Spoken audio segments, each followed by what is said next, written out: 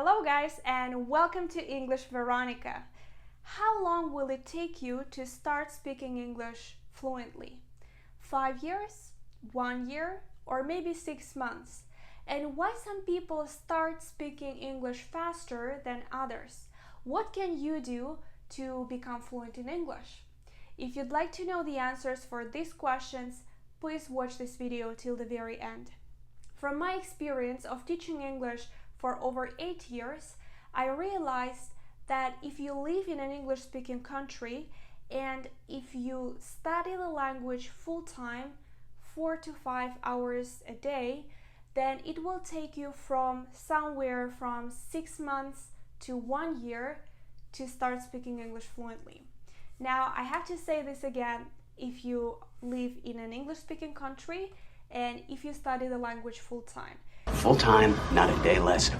If you live in a different country, maybe you will have to add another year. And if you study English only part-time, 2-3 times a week, then add another year. So somewhere from 6 months to probably 3-4 years. 5 years, 10 years. Now, if you hear somebody saying, learn English in just 3 months, or become fluent in 1 month, this is physically impossible to start from the beginner level and to get to the advanced level in 1 month or in 3 months, just because different language is a different way of thinking and your brain needs time to adapt. That's why, guys, from 6 months to 3 years, if you put enough effort. Now, what are the factors that affect your English learning process?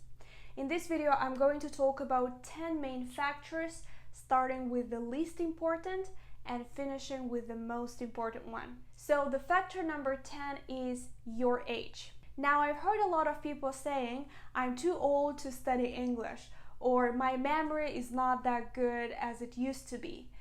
Guys, this is all true.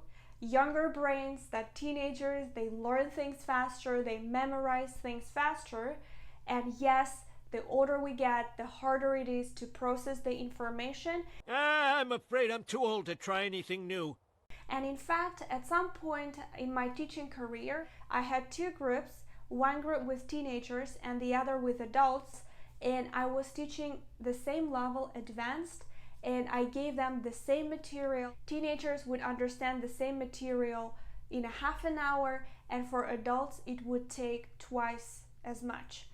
So that's true, your brains might not be open to new information, but from what I saw, adults, they put more effort into their learning, and if they understand something, then they understand it for good.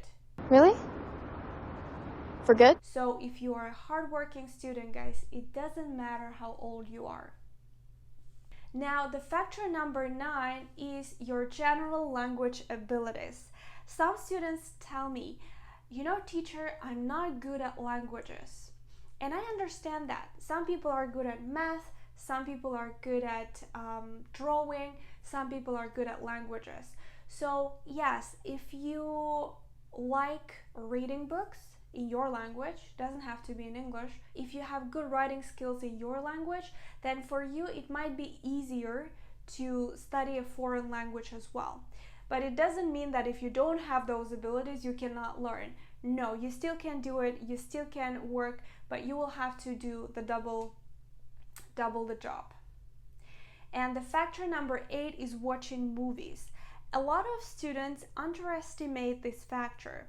Watching movies is very important because when you watch a movie, you learn pronunciation, you learn new vocabulary, you learn grammar patterns, and you do listening as well, right? And you read subtitles. One thing that you guys have to remember is that you have to watch movies in English with English subtitles.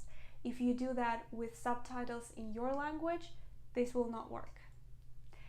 And I've actually seen some students who learn English by watching movies. I haven't done that personally, so I can't tell, but this is a very good way.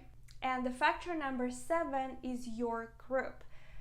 People you spend time with are important. When you have people in the group who have the same mindset and who are hardworking, they motivate you.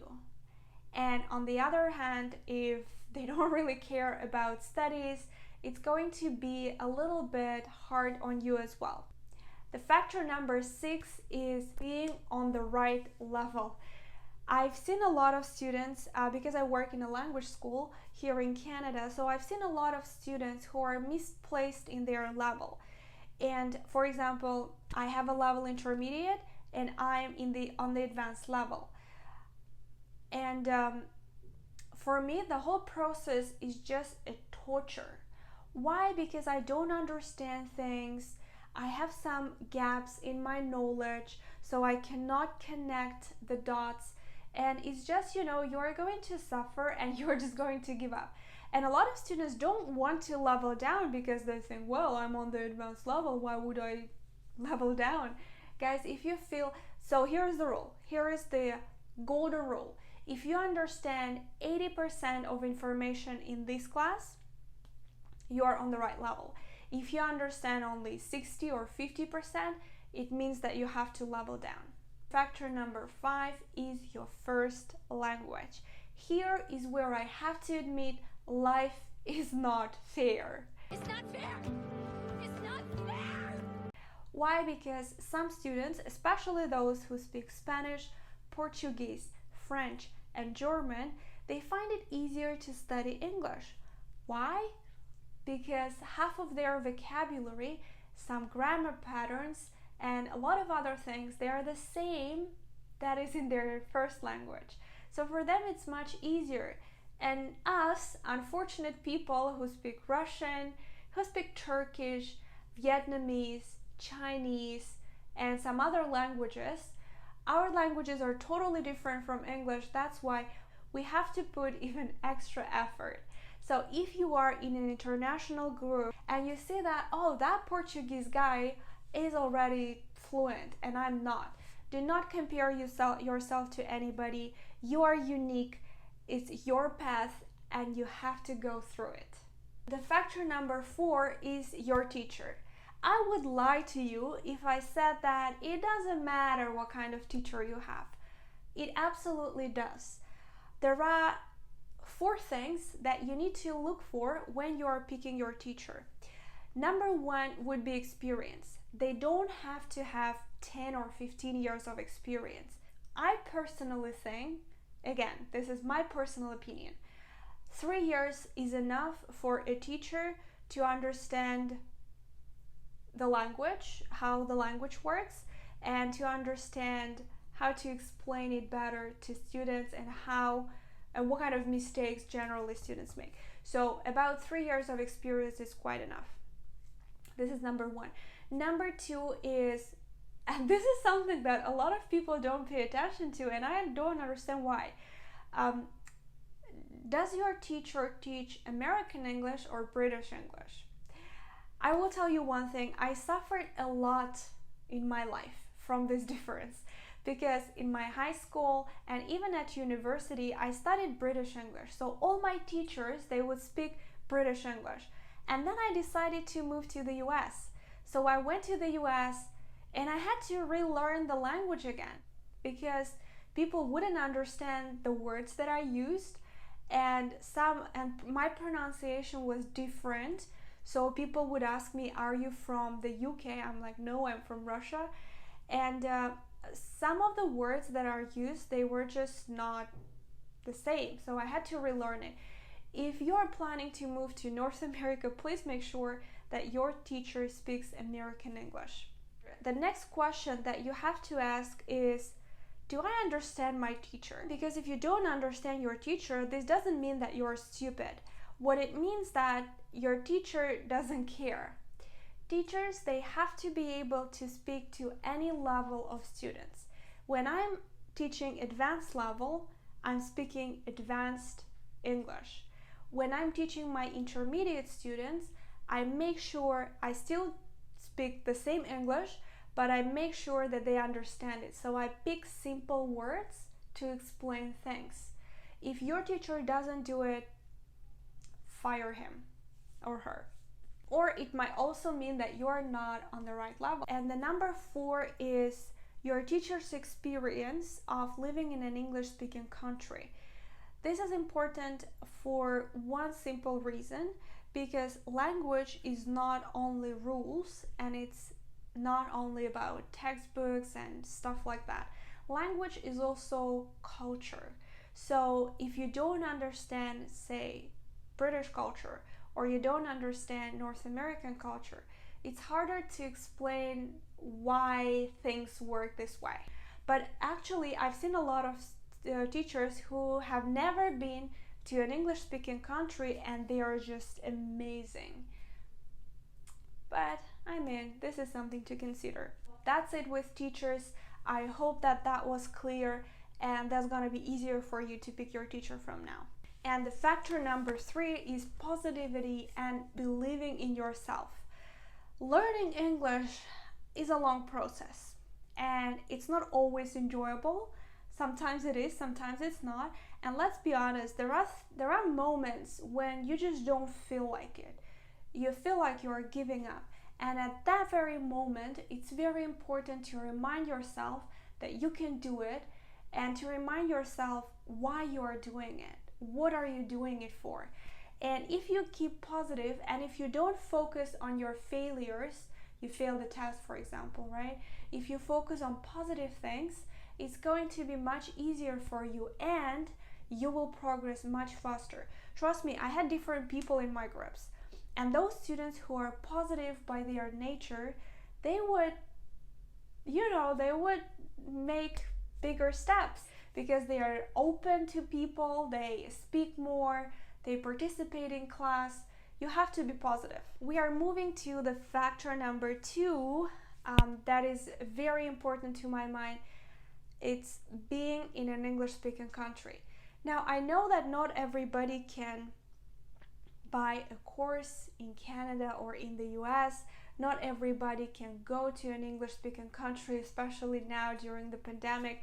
But if you have a chance to go to an English-speaking country, at least for 1 month, trust me, this would make a huge difference for you. I am studying French now, and I've been studying it for 5 years, and I had difficulties becoming fluent in French. And then I decided, okay, I have to go to France. So I went to this French city called Rouen, and when I came back, I was speaking English fluently, even though I didn't really study in France. I was just having fun, eating baguettes, but still, this helps. Ta-da-dum! The factor number 1 is your consistency. Consistency means that you study every day. Every day, Smurfette. Every day. I always tell my students, to learn English, you don't have to study hard, but you have to study consistently. Just imagine, let's say that you want to gain some muscle. So if you go to the gym and exercise for 10 hours, are you going to become muscular? Are you going to become fit? No. But if you spend 1 hour during the week, 1 hour during a month, you're going to see some results. Language is a muscle and you have to work on it every single day. Otherwise, you will not see the result. And I will tell you more. I had some students, so if you, for example, study a language for 5 years and then you have a 1 year or 2 years break, you're going to forget everything that you've studied before. Maybe not everything, but you will definitely lose your fluency. And this is true not only for a foreign language, it's true even for your native language. I usually tell my students that you have to keep your language on the same level. You have to have at least 3 or at least 2 classes a week. It's better to have 3 classes a week. Or you can watch my YouTube videos and subscribe to my channel and use my free classes here every single week.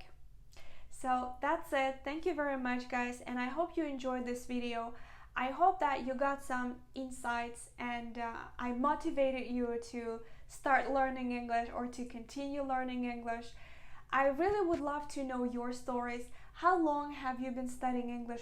what are some of the struggles, some of the difficulties that you have. Maybe I will be able to give advice at least. Please tell me in the comments about your experience of learning English, and I'll see you in my next video in a week.